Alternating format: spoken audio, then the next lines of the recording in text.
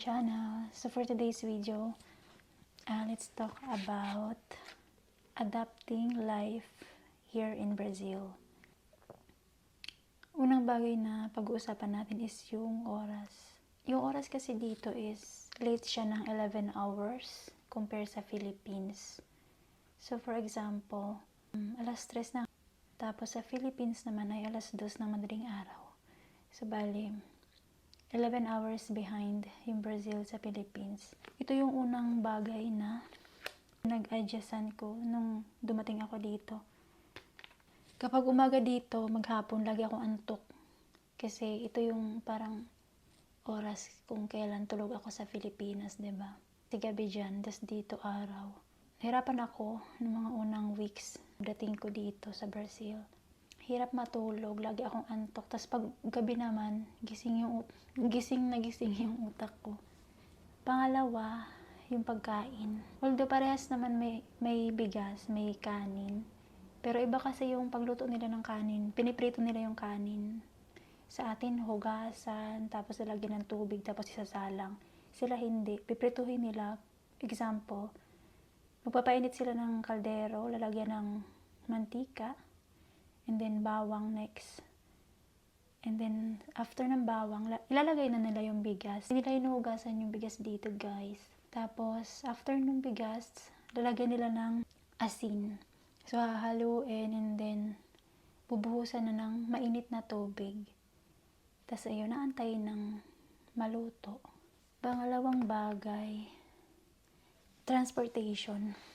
So, dito, alam nyo naman na wala ditong tricycle, walang jeep. Ang meron lang is yung public transportation na bus, and then yung Uber. So yung bus, kumbaga parang may ano lang dito, may bus stop lang, doon ka lang pwede sumakay.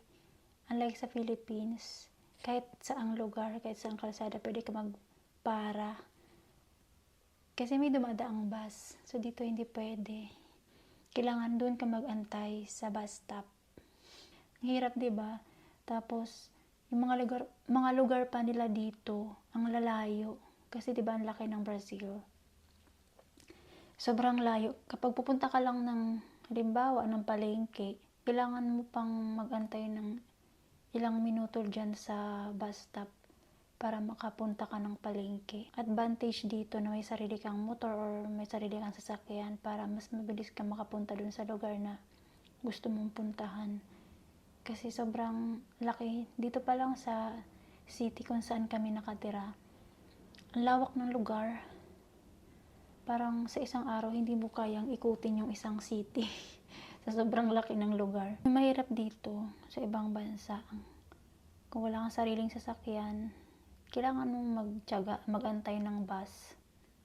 Next, kailangan mong i-adapt dito is yung language.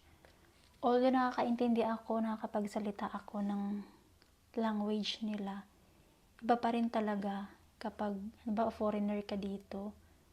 May mga words kasi sila na malalalim na kung hindi sila magsalita ng mabagal, hindi ko maiintindihan. So, kailangan nila magsalita ng mabagal para yung word na yun maintindihan ko. Lalo na pag mga slang, yung salita, diba? Tayo din naman dyan sa Pilipinas, may mga slang tayo ng mga word na sinasabi. Dito din meron.